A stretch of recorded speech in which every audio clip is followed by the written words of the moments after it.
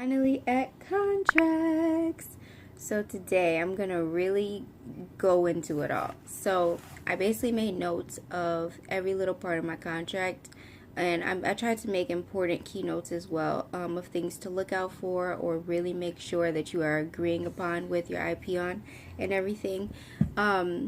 Because I really didn't realize how much stuff was in the contract until I actually got it, and I was like, wow, like this is a lot of circumstances that could happen.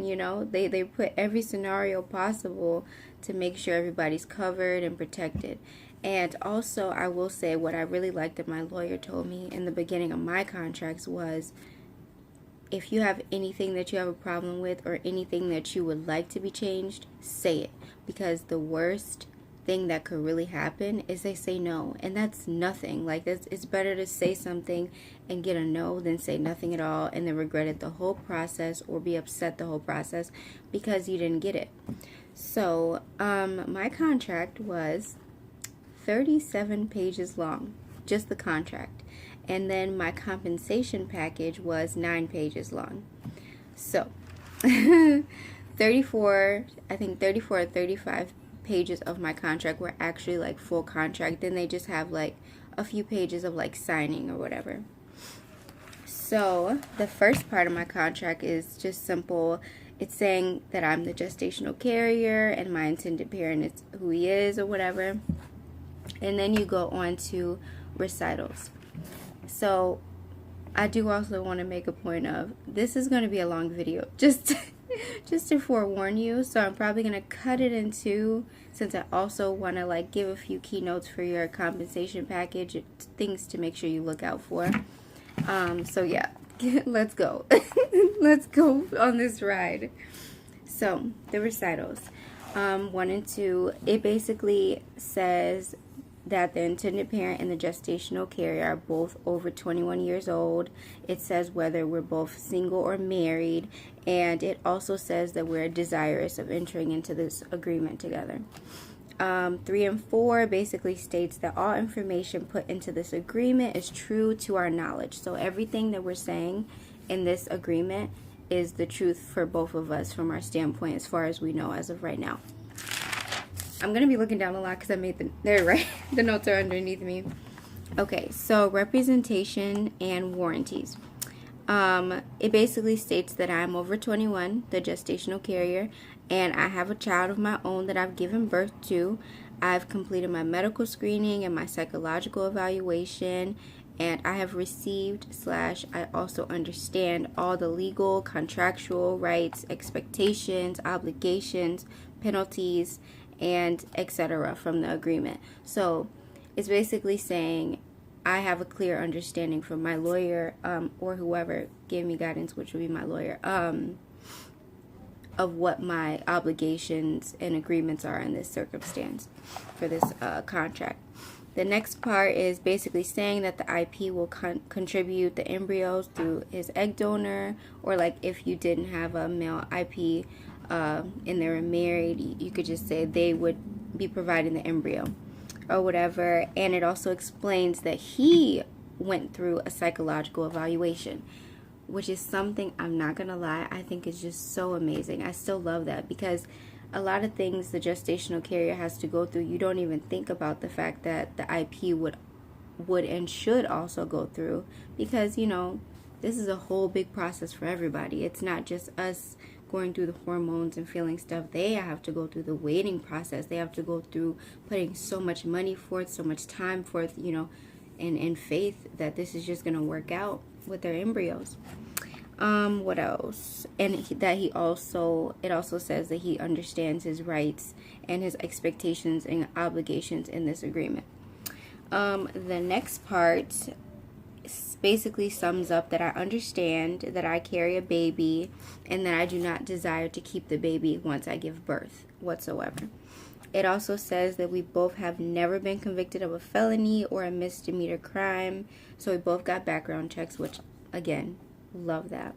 And it basically explains the importance of the confidentiality we have for each other and between us. So there's a lot of stuff between us that we have, like he has my medical records, I have his medical records and stuff like that. And that's something we keep between us, is what it's saying. We have the respect of, this is personal. Also, with who he is, I'm not going to ever give out his identity, or even like the identity of the child, because that's respect. The next part was basically explaining the California law, because this was kind of made through a lawyer that's in California.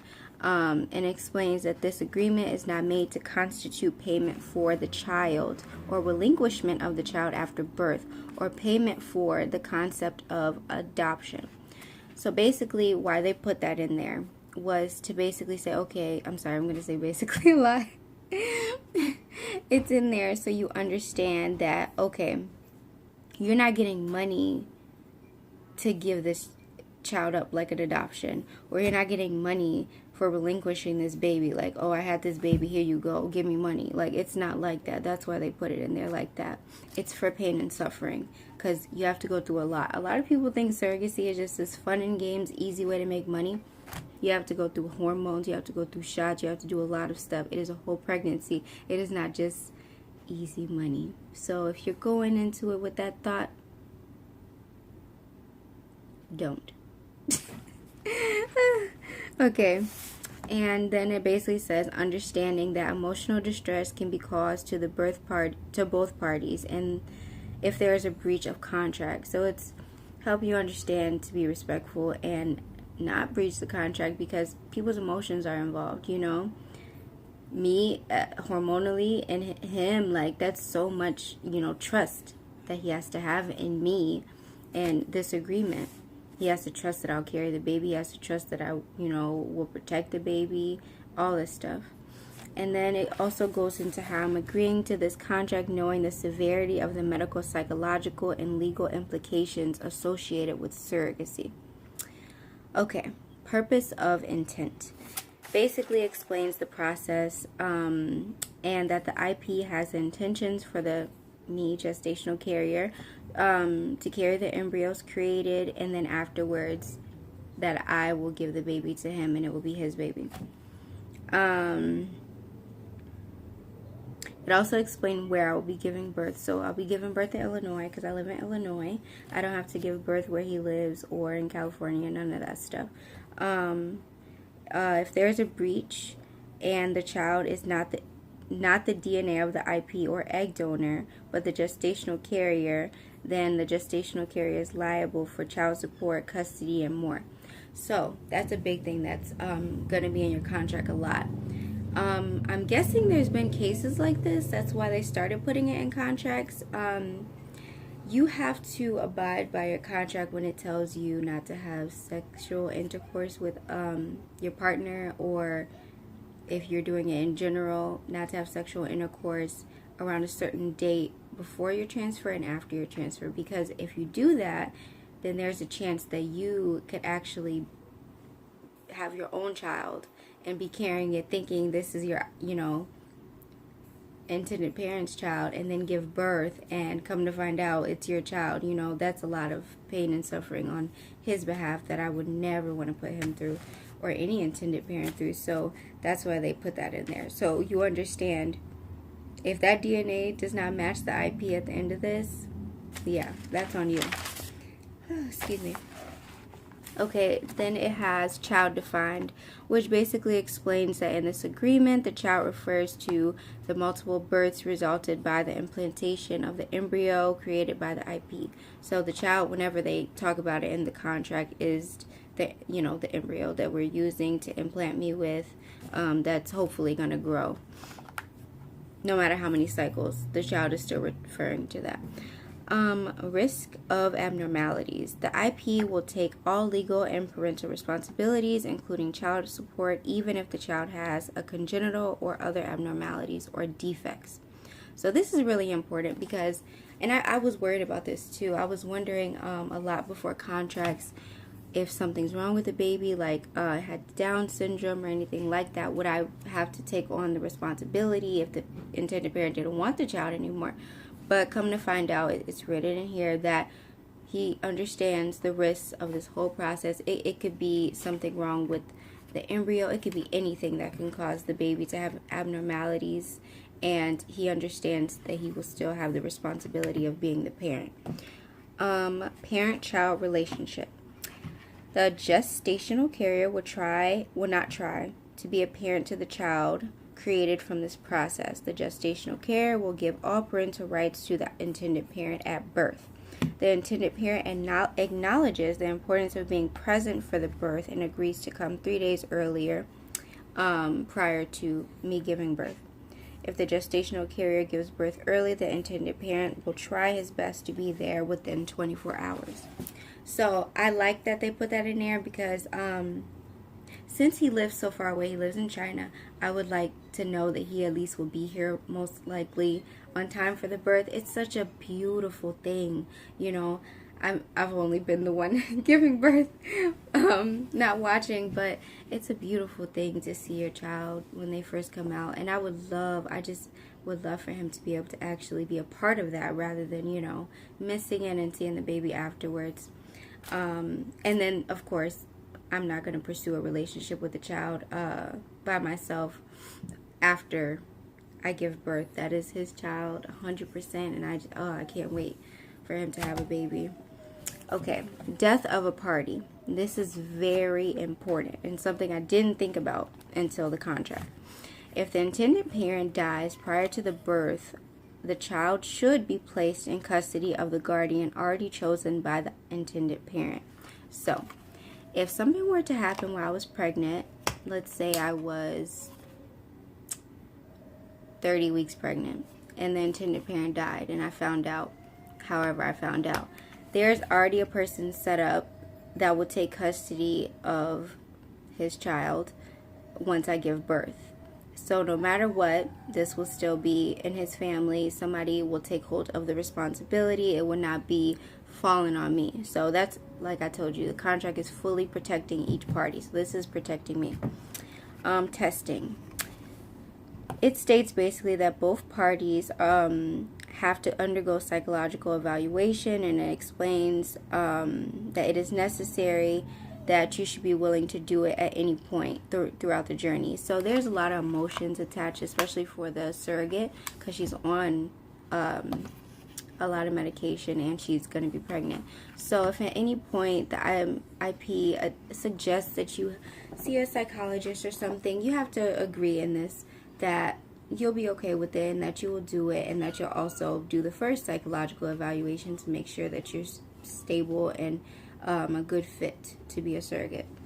So medical examination.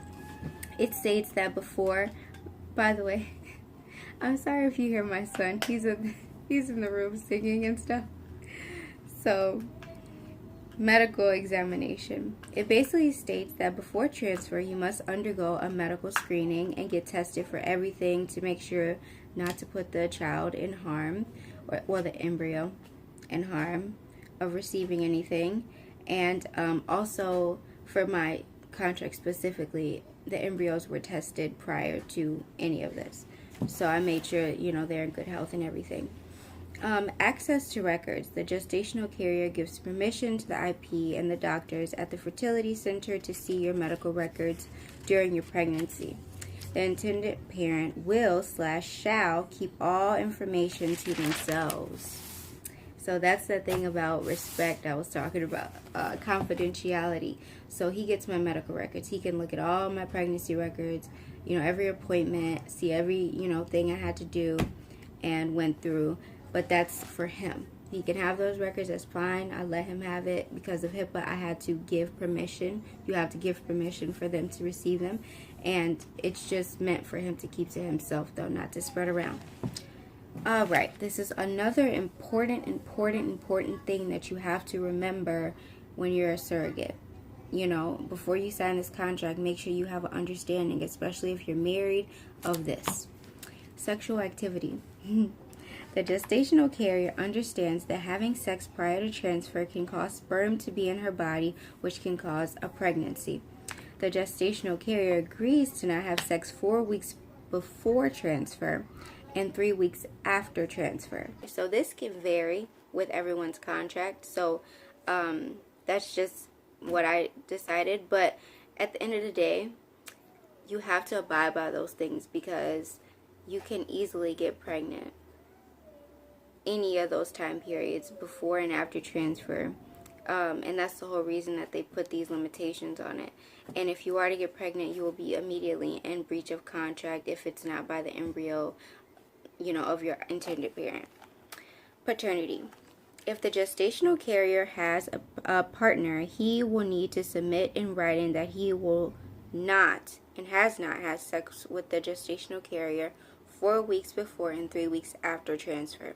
So that's just to make sure that, honestly, that's not the father, and that the only person that should be the parents is the intended parents. So prohibited conduct. For me, it's probably different. Anyone's could be different, but these are just a list of different things that they didn't really want me to do. Which to me, I really had no problem with anything. There was only like one thing I really hoped wasn't in here, and I didn't have a problem with it. So, things not to do during pregnancy. Dangerous sports, drinking, smoking, hair dye, lifting weights or children in excess depending on endocrinologist's suggestion. So, after transfer, they tell you not to lift your children, like if you have heavy, I think over 20 pounds or something like that, not to lift them a whole bunch, because they still want you to be careful with your body, and hopefully so everything sticks and everything. What else? Don't have more than 1 cup of caffeinated beverage a day. Hot tubs and saunas are a no-no. No changing or handling cat litter. No tattoos, surgeries, or piercings. No home pesticide application. No prolonged exposure to a chemical cleaner. No medical ointments, no x-rays, no mani-pedis without masks. And this is the only thing I wanted, was mani-pedis. But as long as I could still get them with a mask, I don't care. Handling rodents is a no-no. No undergoing chemical teeth whitening. No selling or donating blood or plasma. No tanning, no medical treatment from a midwife. No taking certain medications. There was a long list, so everybody's is different though. And of course, no eating fish. Like there's certain fish you're not supposed to eat when you're pregnant, and certain cheeses you're not supposed to eat when you're pregnant. No lunch meat, of course, because of listeria. No essential oils unless the doctor said it is okay. It also talked about how long into pregnancy you could leave your state and how many miles you can travel. Once you're 34 weeks, how many miles away from your hospital you can travel once you're 34 weeks pregnant.